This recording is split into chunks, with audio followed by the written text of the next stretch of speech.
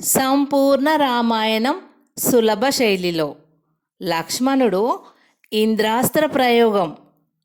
హనుమంతుని భుజస్కంధాల మీద కూర్చొని ధనుష్టాకారం చేస్తూ లక్ష్మణుడు ఇంద్రజిత్తు దాగి ఉన్న మేఘమండలాన్ని చేరుకున్నాడు. విభీషణుని శాంబరీ విద్య మహిమతో ఇంద్రజిత్తు బయల్పడగా లక్ష్మణుడు అతనితో భయంకరంగా పోరును ప్రారంభించాడు.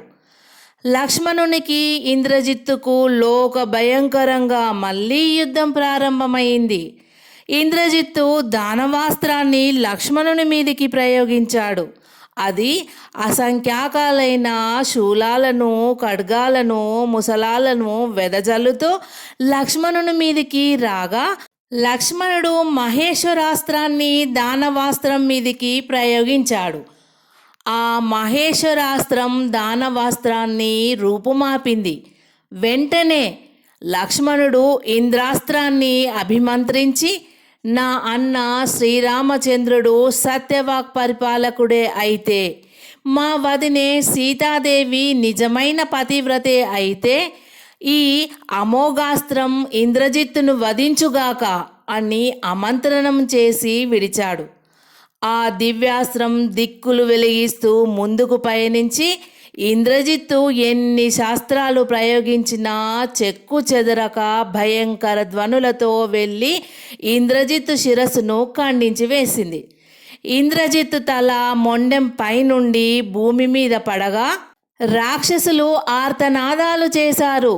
వానర వీరులు సంతోషంతో లక్ష్మణుణ్ణి ప్రస్తుతించారు. ఆ విధంగా మహాపరాక్రమంతో ఇంద్రజిత్తును వధించి క్రిందికి వచ్చి హనుమంతుని భుజాల నుండి దిగి తనకు పాదాభివందనం చేసిన తమ్ముణ్ణి శ్రీరామచంద్రుడు ఆప్యాయతతో కౌగిలించుకున్నాడు. ఇంద్రజిత్ మరణంతో దుఃఖితుడై క్షుభితుడై రావణుడు తన మూలబలాన్ని రామలక్ష్మణుల మీదికి పంపించాడు. ఆ మూలబలం చతురంగ బలంతో వచ్చి వానరసేనపై పడింది.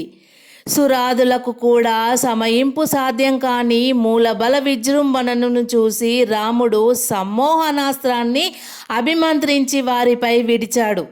ఆ సమ్మోహనాస్త్ర ప్రభావం వల్ల మూలబల రాక్షస వీరులు పరస్పరం తమను తాము రామునుగా భావించుకుంటూ ఒకరిచే మరొకరు నిరవశేషంగా హతులయ్యారు. మూల బలం కూడా సమసిపోగా రావణుడు రోషిల్లి రెండోసారి యుద్ధరంగానికి వచ్చాడు. వెంటనే లక్ష్మణుడు రావణుడితో తలపడి భీకరంగా పోరాడాడు. రావణుడు శక్తిని లక్ష్మణుని మీదికి ప్రయోగింపగా ఆ శక్తి లక్ష్మణుని ఛాతిలో నాటుకుంది. లక్ష్మణుడు రక్తసిక్తాంగుడై నేల మీద పడి మూర్ఛపోయాడు.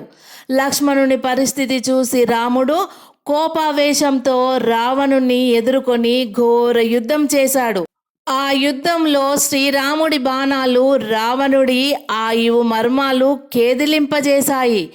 రావణుడు రాముని ముందు నిలవలేక తిరిగి లంకకు పారిపోయాడు. రాముణ్ణి జయించాలంటే పాతాళ రుద్రహోమం తప్ప మరో గత్యంతరం లేదని భావించిన రావణుడు లంకాపురంలోని శివాలయం చుట్టూ రాక్షసులను కాపలా ఉంచి హోమం ప్రారంభించాడు. ఇక లక్ష్మణుని దురవస్థకు రాముడు దుఃఖించసాగాడు. 14 రోజులు నిర్విరామ యుద్ధం చేసిన తర్వాత హేమాహేమీలైన రాక్షసులనెందరినో వధించి చివరకు రావణుని చేత ఆ అర్ధరాత్రి వేళ అలా భూపతనం చెందిన లక్ష్మణుణ్ణి చూస్తూ వానర వీరులు శోకింపసాగారు. సుషేనుడు లక్ష్మణుని యొక్క నాడి చూసి సంతృప్తితో హనుమంతుణ్ణి ఉద్దేశించి, హనుమా, లక్ష్మణునిలో జీవనాడి ఇంకా క్షీణింపలేదు. ఇక్కడికి ఉత్తరంలో సుదూరంలో ఉన్న ద్రోణ పర్వతంలోని సంజీవకరణి అనే ఔషధిని సూర్యోదయంలోగా నువ్వు తీసుకువస్తే లక్ష్మణుడు బ్రతుకుతాడు అని చెప్పాడు. హనుమంతుడు శ్రీరామచంద్రునికి ప్రణమిల్లి గమనంలో తనకు సహకరించమని తన తండ్రి అయిన వాయుదేవుణ్ణి ప్రార్థించి గగన వీధికి ఎగసి ఉత్తరాభిముఖుడై పయనించసాగాడు. అది ద్రోణ పర్వతం. సంజీవకరణి, విశల్యకరణి, సంధాన అనే ఔషధులతో దేదీప్యమానంగా ప్రకాశిస్తోంది. అర్ధరాత్రికి సూర్యోదయానికి మధ్య దశను నిర్దేశించే సమయానికి హనుమంతుడు పర్వతంను చేరుకున్నాడు. ఔషధి విశేషాలతో గైరికాది ధాతువులతో ప్రకాశిస్తున్న ఆ పర్వతంలో సంజీవని ఔషధి ఎక్కడ ఉందో వెతకి తెలుసుకునే వ్యవధి తనకు లేనందున హనుమంతుడు ఆ పర్వతాన్ని పెకిలించి విశ్వరూపుడై తన ఎడమ చేత ఆ పర్వతాన్ని ధరించి గగన వీధికి ఎగశాడు. వాయువేగంతో లంకాభిముఖుడై వస్తున్న హనుమంతుడు సముద్ర మధ్య భాగానికి చేరుకోగానే రావణుడు పంపిన మాల్యవంతుడు 10 లక్షల మంది రాక్షసులతో చుట్టుకున్నాడు.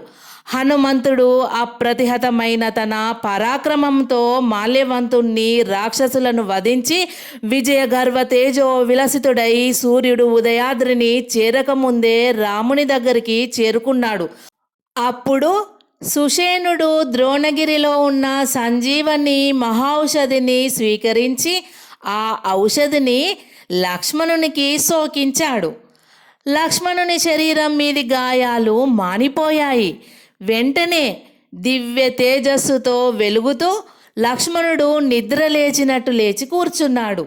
రాముడు తమ్ముణ్ణి కౌగిలించుకొని హనుమంతుణ్ణి సంతోషంతో ప్రస్తుతించాడు.